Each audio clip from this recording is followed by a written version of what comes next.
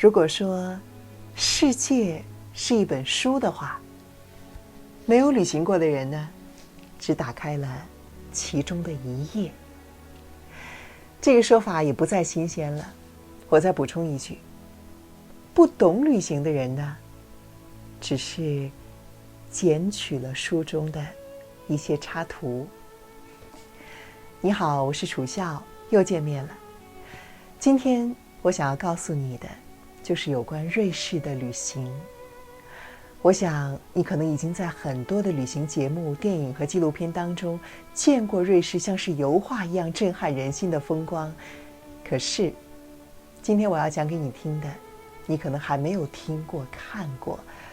因为让我以这样的一句话来开头吧，世界上最美的地方必定有一个是瑞士，而瑞士最美的地方不在最大的都市，而是在最小的村庄。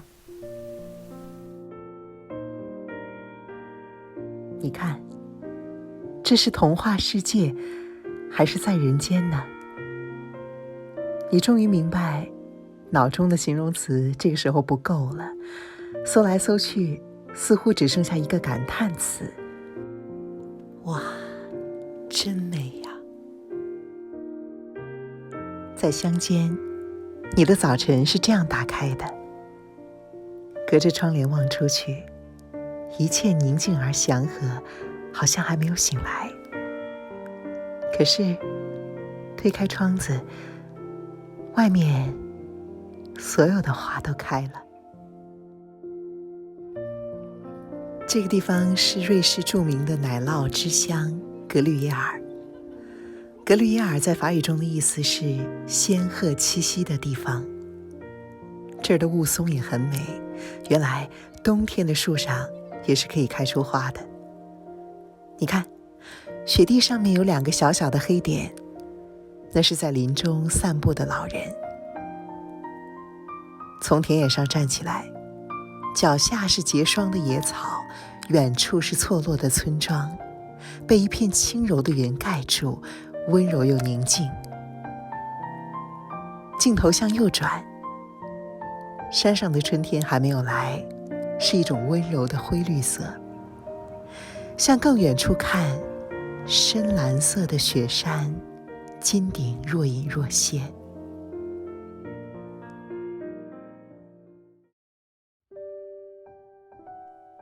瑞士的乡间民居是建筑当中的艺术品。这种乡间木屋叫做山类，它是瑞士的标志，非常漂亮。外面装饰着红颜色和黑颜色的木条，而每一间木屋的墙壁颜色、窗台上的花，甚至是窗帘的花边都不一样。住在里面绝对是一种难忘的体验。小木屋是当地人的家，也有很多城里人在这租一个屋子，每逢周末就回来住。有一些小木屋呢还开放给游客，不过一定要提前预定，看看主人是否有空。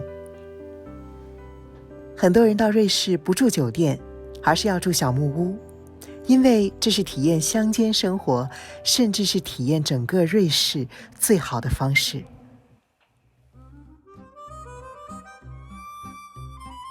更要介绍给你的是木屋里面的餐食，有的时候只有一道菜，就是主人当天自己家吃的东西。这也就是欧洲很多餐厅当日菜单的起源。它能够省去人们的选择困难，还提供了一种有趣的意外感。这道菜呢很简单，一定是瑞士典型的家常菜，可是每家每户呢都有自己独特的菜谱。土豆呢，在瑞士是一种非常重要的食材。比如说，有一种瑞士的传统食品呢，叫做 Rösti。有一道经典的乡间美食叫做香脆土豆饼，它是瑞士德语区农民典型的早餐。这种食物呢，是用土豆丝加上盐、奶酪和胡椒煎成的，非常的香。Tip-top 在瑞士呢是一个是一个用来形容完美极了、棒极了、好了的一个说法。这个呢是特别瑞士的一个说法，叫做 tip-top。Voilà，你一定听说过瑞士的达沃斯论坛。其实啊，达沃斯呢也是瑞士东南部的一个小镇，那儿是瑞士的滑雪胜地。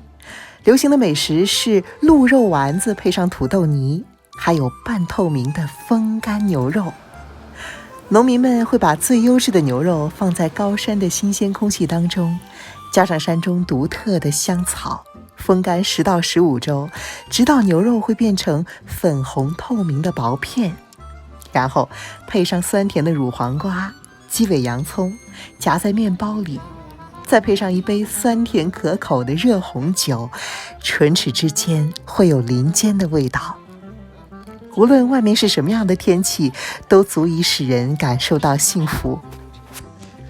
那么，究竟有哪些最经典的、最值得去的村庄？如果没有车的话，可以去吗？该怎么去呢？答案就在下一集。